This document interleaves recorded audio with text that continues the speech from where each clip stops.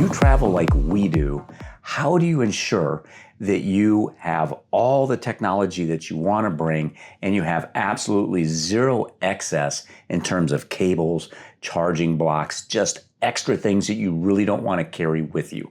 We have some very definitive on ideas and products that we use to help simplify our tech travel. So what do we travel with? It's probably very similar to what most people travel with. We have our laptops.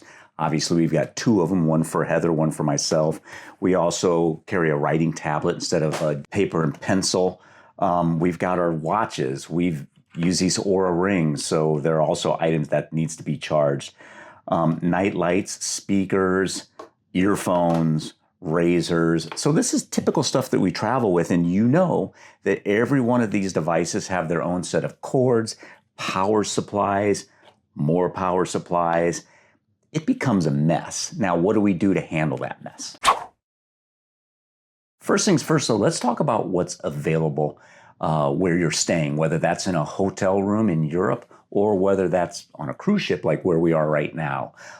Typically in a cruise ship, you're going to have power available at the vanity. We're on a much newer ship, and in this case, they've got two 110 volt receptacles. They also have USB adapters, which is not very common. Since this is a newer ship, they have them here. And then also what is often on ships, almost always on ships, is a 220 volt adapter for European cruisers. And this is usable if you've got the right adapter.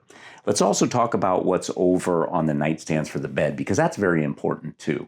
So on the nightstand, on an older ship, more than likely, you're going to have no power on either side of the bed on either nightstands. We are really fortunate on this cruise ship to have one side's got a 110 volt adapter plus USB cords, and then also in the phone on the other side, there's a little USB adapter that you can trickle charge a device with. And we do like to have our devices with us as we're sleeping, that we can charge them, that if we have to send messages, it's convenient. We do very much like to have our devices with us on our nightstands as we're sleeping. All right, so the first solution I wanted to talk about is what do we do with the bed for our devices if there's no power at the bed? We bring a charging brick. This is a really nice charging brick. It will charge our phones maybe 2 to 3 times. It's got USB-C and it's got regular USB adapters on it, so it's a very nice device for that. So how do we eliminate many of the charging cables and blocks that come with all this tech? That's this device. This Anchor high-powered charging adapter is an absolute home run. So first of all, the ports on this charger are amazing. It's got one specifically designed for laptops that will do high wattage charging, so you can get rid of that charging adapter that comes with your laptops. Heather's laptop consumes a ton of power, and it charges hers actually faster than the adapter that came with it. And we can also charge mine. We can charge them both at the same time with this one block. And then it's got lower powered adapters for things like our watches, our rings. It's got a standard USB adapter as well. This is the single best and most important piece of charging tech that we bring with us. The link is down below in the description for more information on it, but this is the first thing that you want to get. The next thing that we do is we try to reduce all these cables. So most devices nowadays come with USB-C connectors. And by the way, I didn't mention that in the laptop. These laptops can still be charged with the traditional power cord that they came with, but also, a lot of people don't know this, the USB-C adapter in more modern laptops, that's another charging port, and that's why, again, we can use this block. So check your own laptop. If it's modern, there's a very good chance that you can charge it with your USB-C cable and leave that original adapter at home. Now, what we've done is we've converted a lot of our charging tech to USB-C. So this thing can now be charged with a USB-C cable, our watch with a USB-C cable, our speakers USB-C cable, our earphones USB-C cable. So one USB-C cable, one single USB-C cable can power almost every device on that you see here. Even my razor, I bought this little adapter for it. It plugs in the back like you normally would plug your the charger that it came with, and it takes a USB-C adapter, so I can use that single USB-C adapter to even charge my razor. So again, with this block and with one USB-C cable, I can charge everything that you see here. It makes this so efficient. Again, think of the amount of cables that I've left at home and replaced with just this. So if you're traveling internationally or on a cruise ship where they've got an international port, what's the best way to use that? We've got some really good ideas on that as well. So first, we really like this Septix travel adapter. So it's got multiple plugs depending on what country you're going into.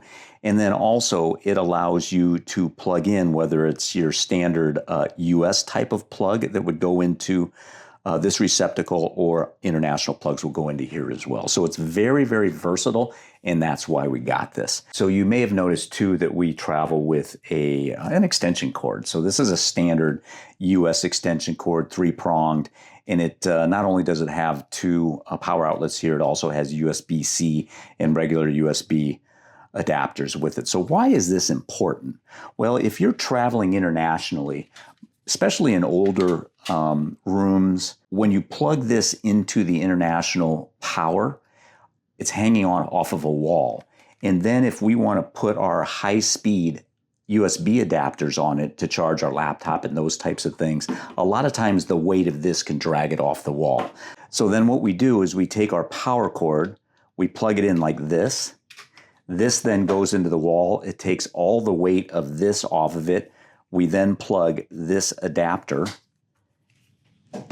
into here, and now we can charge off of these high-powered USB ports now, and they don't fall off the wall. So these are items that we have found to be incredibly useful as we travel, and it helps us, again, reduce all of this down to just a few cables, and really helps us reduce our weight and space that we need in our luggage to carry all of these different items. And finally, we found the perfect little cable organizer, so it helps us to store all this stuff. It's super lightweight, super efficient.